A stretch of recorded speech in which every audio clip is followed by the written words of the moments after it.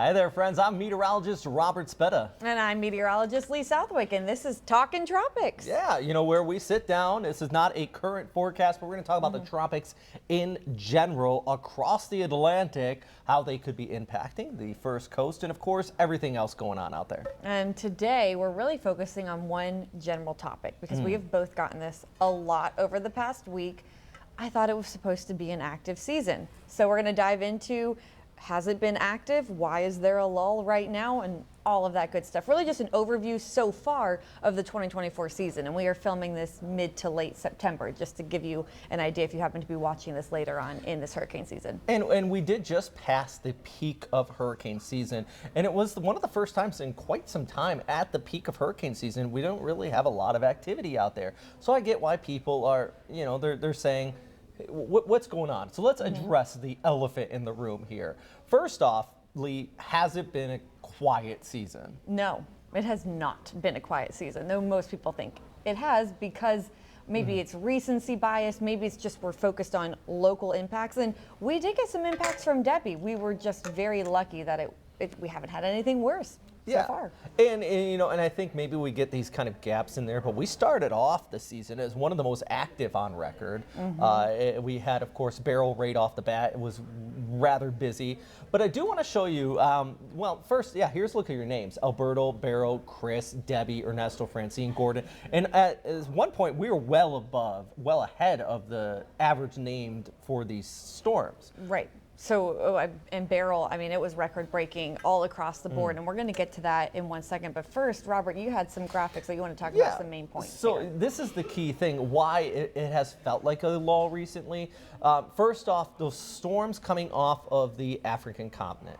Storms have been tracking further north than they typically do, which is providing more shear in that main formation area, and warmer air aloft equals stable air. So areas in the central and eastern Atlantic have been relatively more stable. Now, we're going to show you in just a minute, most of our storms that we have seen so far have been forming near the Gulf of Mexico. So the fact that we haven't seen storms in this main formation region means that, you know, it may have felt like it's quieter out there.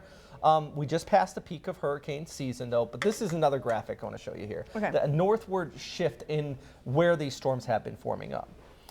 That comes off of an area that is relatively higher for Saharan dust. Also, it takes away from those warmer waters further towards the south. And also, you talked about, you know, that Atlantic Nina. Can you elaborate a little bit on that? Yeah, so you see where you have normal track. Go a little further south than that, and that's cooler than normal water. So the Atlantic Nina that's the only way it's similar to a La Nina, by the way. It just means cooler water. But what we don't know is if it impacts our hurricane season or not. There are signs that say, hey, maybe it could impact our hurricane season because it's cooler water. So maybe it doesn't have as much energy, as much fuel to power these storms that are forming off the coast of Africa.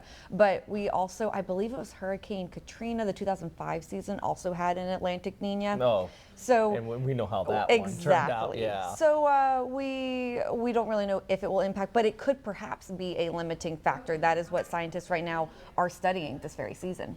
And you know, the other thing we've been looking at here is just also the recent upper level flow this season with that Bermuda high lifting further towards north. That also is causing these storms to go more north. And we've also been seeing more shear across parts of the Caribbean, just in general. Right, because of La Nina, we haven't fully transitioned to La Nina yet. Yeah, so right now we're actually ENSO neutral. So typically in August and September, that's where your kind of flow is. That's not what we've been seeing. So we've been in kind of a lull because of that increase in shear. But this is something I want to know. ACE. Now, ACE is a pretty cool little measurement. Accumulated cyclone energy. And what this tells us is the total output of the energy from all our storms so far in the Atlantic this year. So think of just basically how much Beryl, for example, it contributed, and that's why the line there in the blue. Maybe we could just take down that super real quick at the bottom of the screen. There, because right under it, there you go, observed in climatology. So just showing you the observed line showing that big jump up during Beryl. Then we had Ernesto, another big jump up. And up until just a couple days ago, we have had well above average total accumulated cyclone energy in the Atlantic. Which is just one way that we track the power of the storms that we have. So when we talk about, other people have brought up to us, haven't we had these record warm waters? Well, yes, and like you see there with the jump with Beryl and Ernesto and all these storms, these are powerful storms that are forming. So that's why we were above average so far for the hurricane season until right about the peak of hurricane season. When we started to get those lulls and that shear I was just mentioning. But even with said shear, once that storm does form, and if it does get into an area favorable for development, you touch in on the sea surface temperatures, it is still well above average. So they have a chance to strengthen pretty quickly. Yes, they do. And so, we're showing you this right now, September 18th, September 19th, the very next storm that forms. And, we've already been talking about maybe the possibility of something in the Gulf next week. This is going to jump up again. So this is just a moment in time. So let's talk about, we're mentioning, the reasons why it may have felt like it is pretty calm recently, but I want to talk about, you've prepared a couple graphics here, about how actually in reality this season is above average. It really started out above average. So again, we'll just start with a look at the storms we have had so far.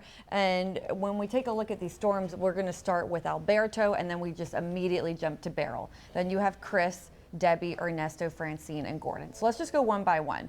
We started with Alberto, and that was mid to late June. June 19th, maybe somewhere right around there, late June. Which was interesting. We didn't have any pre-June 1st storms this year, the first time in about 6 years. We actually started right on time. I believe that average, when you look at the average, Alberto formed right around what's normal to have our climatological start for the A name. And then we jumped right over to Beryl, which Beryl is the... Boom. Yeah. Massive storm. I mean, broke so many records. Look how far east it formed. The furthest east major hurricane on record, the strongest hurricane on record in the month of June. First Cat 4 and Cat 5. Yeah, that too. Absolutely devastating parts of the Windward Islands and moving across Jamaica and then eventually into Texas as well. That storm alone would make the 2024 season notable. Right. Record breaking. Yeah, and that was all in the month of June already. Right. So, I mean, what's the biggest thing you remember from Beryl so far this year? Oh, I just remember how it was a Cat 5 in June. I knew it could be possible in our lifetime. It's just not something that we ever really studied, but the water was warm enough. It formed so far east that it had the potential to really pick up all that warm water, to grow and to track, and unfortunately just devastate the Caribbean islands and then head for Texas. Yeah, and what was after Beryl here? All right, let's go to Chris. Chris, you want to come in and say hi real quick? Chris. This is our director, Chris. Oh, come on in. There we are. I remember you were asking about where's Chris, when is Chris going to form? And then this was our Chris, and it was in the Gulf of Mexico, really in the Bay of Campeche, so pretty short-lived. Yeah, and I think something about Chris is that formed about the same time Beryl was out there. So it was one of those storms that people almost forgot about. People were asking, what happened to the sea letter? It's because it formed, came on shore, and just kind of tapered off pretty quickly. Except for the people in Mexico where they had already just had the impacts of Alberto with the rain, the flooding, the storm surge, and then they were afraid with Beryl passing by, and they were dealing with Chris. So I think, people who say, oh, it's been not an active season so far, those people will absolutely disagree with you. Yeah. And then we had our storm closer to home, Debbie. And so this formed and moved up through the Gulf of Mexico and made landfall near Steinhatchee, Florida, and unfortunately brought an insane amount of rain to us, to parts of the First Coast, and continued to cut across our western, northwestern, and then northern parts of our coverage area. I mean, they're saying that that was one of the worst surges since the storm of the century back in the early 90s for the Steinhatchee area there along the Big Bend. So definitely, pretty decent impacts there. It caused power outages well inland, out into the western areas of the First Coast, and then very serious flooding if we're talking about out across parts of southeastern areas of Georgia too. So there was multiple impacts with this storm system too, and that alone would be another notable storm on the First Coast that had impacts. Our point is, we're going storm by storm here, is to try to reduce your bias on localities. Right. the recency bias that we have. Just like it hasn't hit me directly here in the last week. It's been a quiet season, but reality is we have more storms. And talking about Ernesto here. Yep, and then Ernesto went back to the Caribbean islands, and it became a Category 2 hurricane at its peak as well, and then impacted portions of Bermuda too. Bermuda got the straight up eye wall on that one, actually, which is, you know, a small island out there in the Atlantic. They're going to tell you it's been an active season because they had an eye wall pass right overhead. Absolutely. And then we had Francine. So now you got places like New Orleans saying it's been an active season because they just dealt with Francine that strengthened into a Category 2 hurricane and then moved north and brought flooding across portions of Louisiana. Mississippi continued up its track north too. And Francine caused pretty decent storm surge there too, right? It did, yes. And so I know with I have friends in New Orleans. They were talking about, you know, flooding of roads even just from rainwater, but then yes, again the storm surge as well.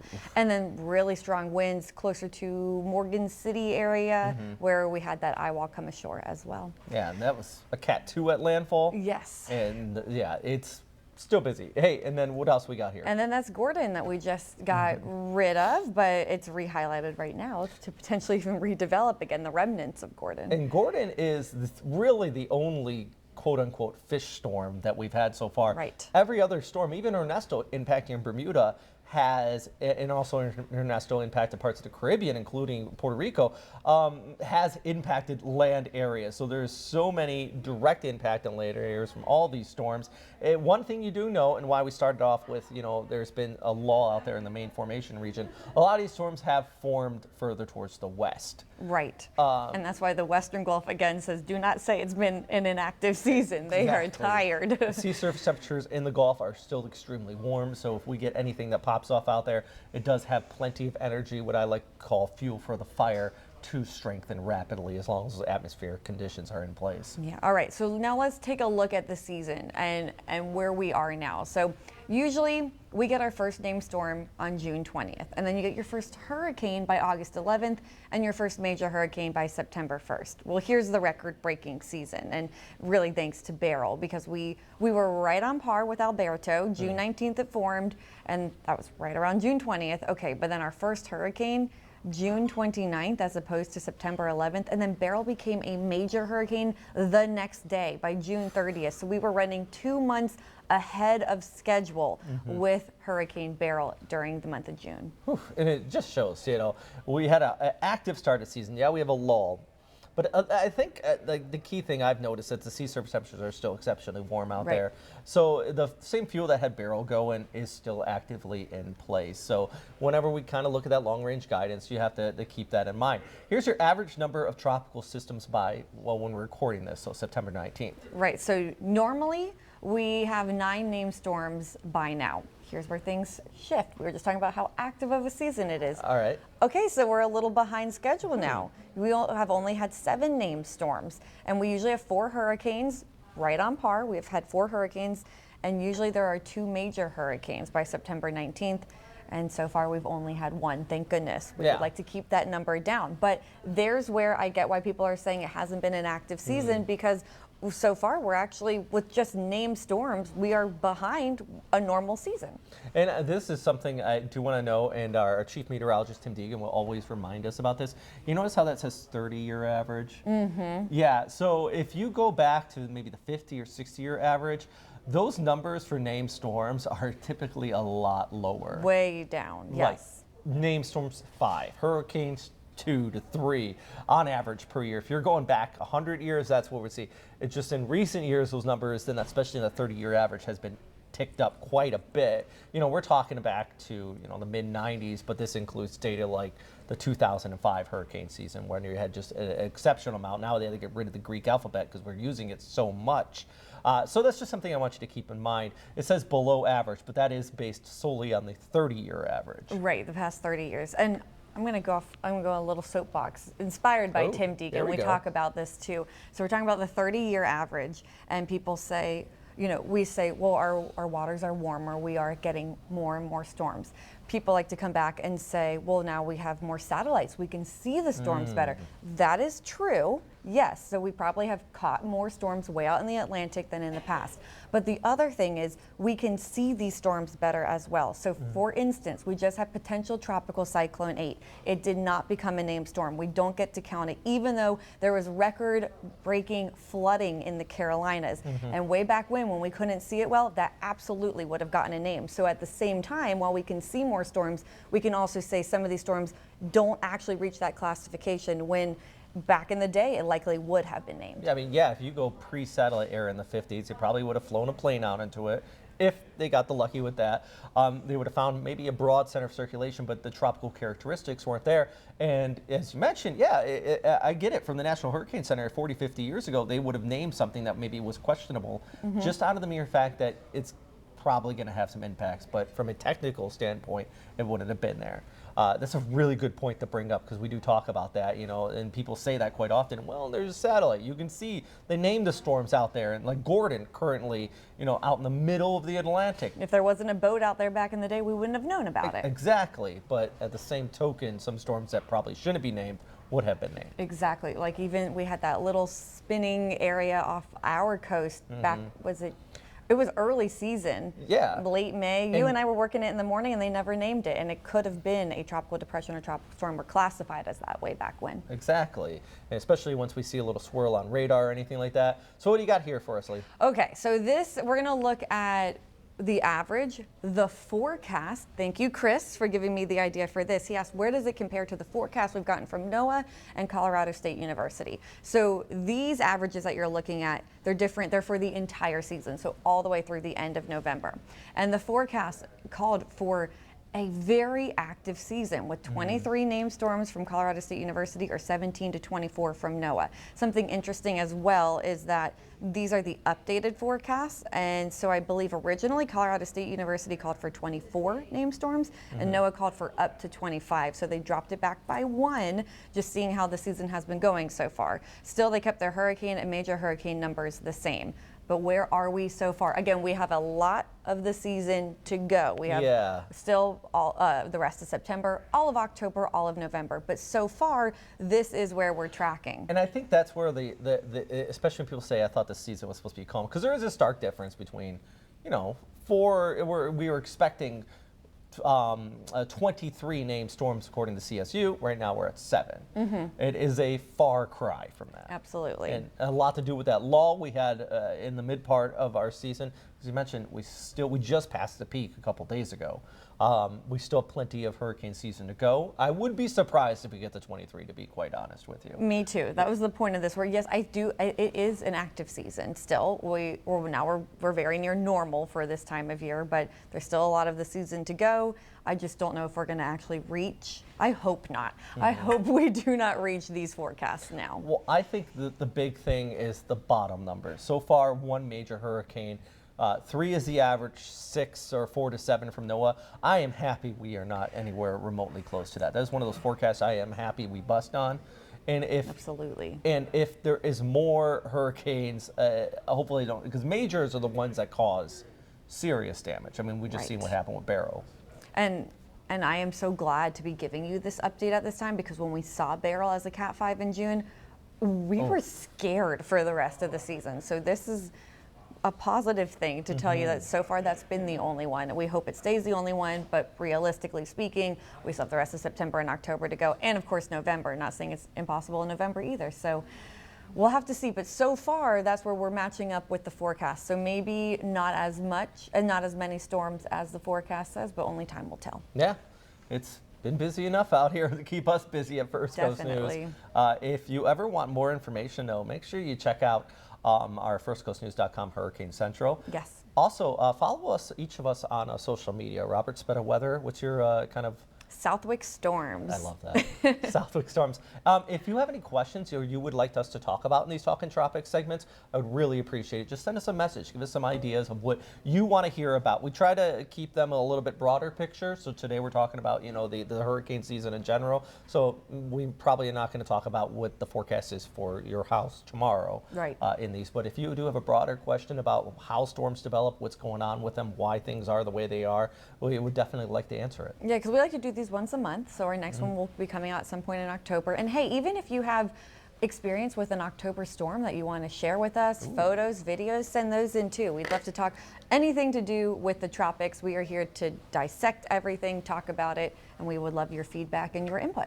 All right. Well, thank you very much for, you got anything else? That's all from me. That's all I got. Just making sure before we wrap this up here. Thanks for watching Talking Tropics. I'm meteorologist Robert Spetta. I'm meteorologist Lee Southwick. Thanks for joining us.